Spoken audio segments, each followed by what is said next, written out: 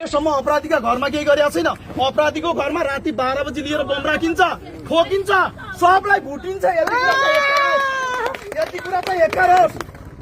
यहाँको अड्डा अदालत सबैप्रति सम्मान छ, तर अपराधीहरूलाई छोड्ने काम गरिएछ भने हिसाब किताब हुन्छ।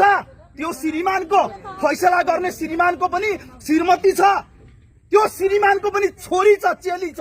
त्यसैले गर्दा जुन तरिकाले प्रहरी प्रशासनले दमन गरेर 200 मिटर तल राखेर हामीलाई पाकिस्तानी बनाइएको छ, त्यो प्रति हाम्रो घोर आपत्ति छ।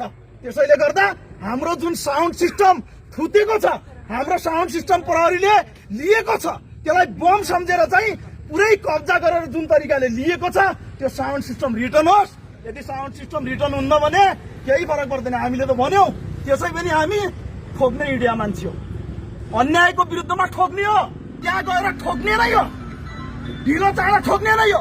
त्यसैले गर्दा प्रहरी प्रशासनको दमन चाहिँ यतिसम्म चाहिँ दमन नगर्नुहोस् कि नागरिकहरू फेरि लड्न, फेरि तयारी हुन चाहिँ बाध्य हुने तरिकाले चाहिँ तपाईहरूले चाहिँ दमन गर्न हुँदैन।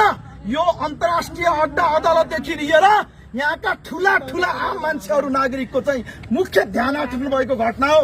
त्यसैले गर्दा दमन नगर्नुहोस्। दमन गरिएछ भने यसको हिसाब किताब हुनेछ, महँगो हिसाब किताब हुनेछ, चुकाउनु पर्छ साथीहरू, महँगो हिसाब किताब हुनेछ।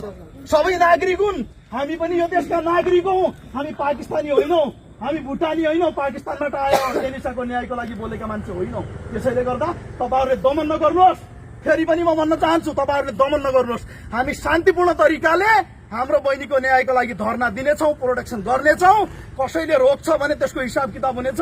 कोही पनि दाइ भाइ अपराधीको पक्षमा गएर अपराधीले केही दिएर खाएर अपराधलाई संरक्षण गरेर उभिएर अपराधी जस्तै भएर मर्नुभन्दा बरु न्यायको लागि छातीमा तातो गोली खाएर मर्न चाहिँ बेस हुन्छ।